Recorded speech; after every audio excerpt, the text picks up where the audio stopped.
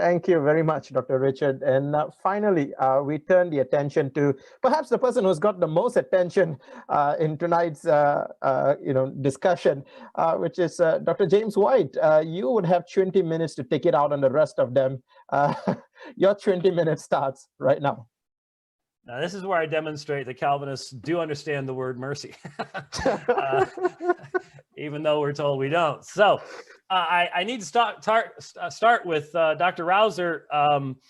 Could you briefly help me understand what your rebellion thesis is and differentiate it from what I said from Romans chapter 1? Noting that this has nothing per se to do with this debate, I'd be happy to have that conversation. Okay, so yeah, I wrote a book in 2015, Is the Atheist My Neighbor, where I talked about the rebellion thesis, which accounts for every instance of disbelief in God as attributing that to sinful rebellion against God, and I critiqued that thesis. Okay, so then when I present as central to my position, Romans chapter 1, 1 Corinthians chapter 1, how do you understand, for example, the categories that Paul uses of those who are being saved and those who are perishing? You do not see there being any kind of noetic effect of being in the group that's perishing? No, I accept the noetic effects of sin. Romans 1-3, in fact, is about all of humanity and the sinfulness of all humanity. There's no one who has done good. We've all fallen away. Yeah. Okay, so you accept the noetic effects of sin, the darkening of the dialogismos in Romans 1 and things like that. But it's just you're saying that that is not purposeful on the part of those who are perishing, or those who are exchanging? No, I'm critiquing an extrapolation from the text to say that we can thereby justify the claim that in every single instance in which a person fails to affirm with maximal certitude the belief that God exists, or the proposition God exists, that every one of those instances is born of sinful rebellion. Is that clear? Would you differentiate between just sin and sinful rebellion? You can, I mean, sinful rebellion would seem to be a token example of the type sin. So that's would be the relation. So it's not sinful for the atheist to refuse to give thanks or honor to God.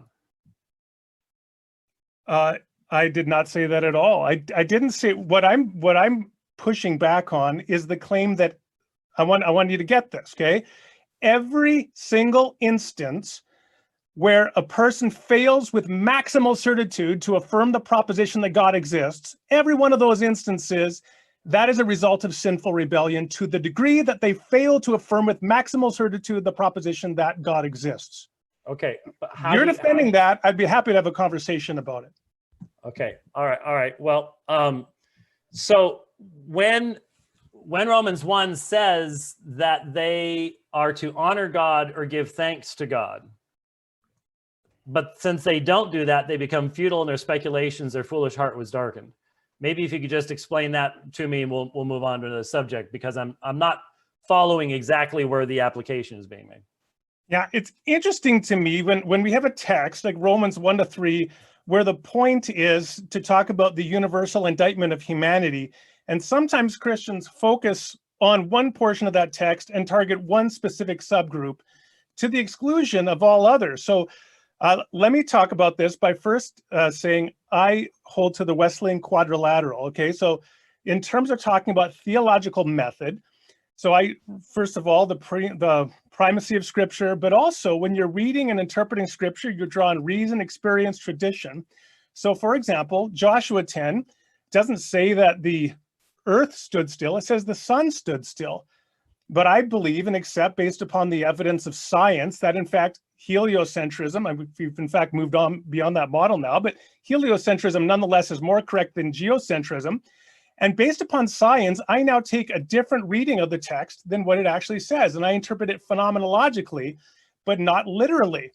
1 Timothy 2:12 is informed by the fact that not only that I believe there are other texts that would support an egalitarian perspective, but also the fact that I've had experience of women that were profound teachers and leaders. And experience always, to some degree, informs our reading of texts. The same thing when it comes to Romans 1. So let me give an example for you, and I'd just like to hear your opinion on this then. So Bob Giono, he was a faithful Christian, and then he learned that his priest raped his daughter for 7 years. And after that, he eventually found himself being an atheist. He could not accept, or said he could not accept, the existence of God. You're convinced that the degree to which he's an atheist is all born of sinful rebellion? Well, first of all, I don't know the individual, but you don't need to know the individual.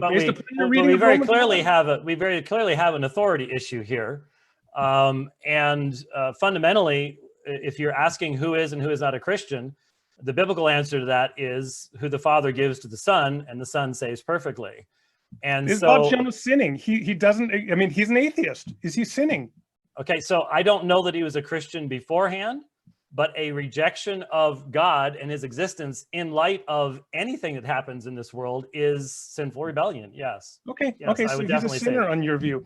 Okay. Okay. Then remember that I also said this is in terms of affirming a proposition with maximal certitude, right? Because if this is perfectly clear, God's revelation has been made clear to everyone, it should be maximally clear. So the degree to which any Christian has any doubt is a failure to recognize that which has been revealed as maximally clear to them, from which it follows that your reading of Romans 1 entails that anytime anybody has any doubt, they are also in sinful rebellion to the degree that they have that doubt.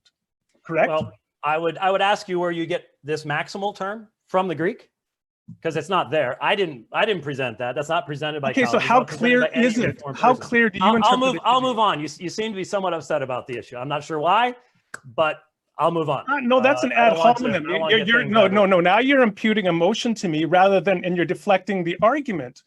I presented an argument, an implication of your position. Do you deny that implication? Do you believe? Yes, I do. Yes, I do. So, okay, but that's not what this when debate's Christians about. doubt, that's okay, right? When Christians doubt, that's okay. When what? When Christians doubt, they have wavering doubts in God's existence or in His love or goodness, like Mother Teresa famously did. Then that's not sinful, but when anybody else doubts, that is sinful? No, that is a completely different context in Romans chapter 1. So you're reading something in that's not there. You've already admitted that the actual exegesis of the text is not your ultimate authority. You've already said that. So I'm sticking with the text. Yeah. Do you believe God made the sun stand still? Into that is just simply dragging us into something that. Did God make the sun stand still? Do you have an authority problem with Joshua 10? Could we move on? Dr. James White, because this is your time, you get to control it. Yeah. Thank you very much. So I'll go to Jonathan. Yeah. I'll go to Jonathan McClatchy.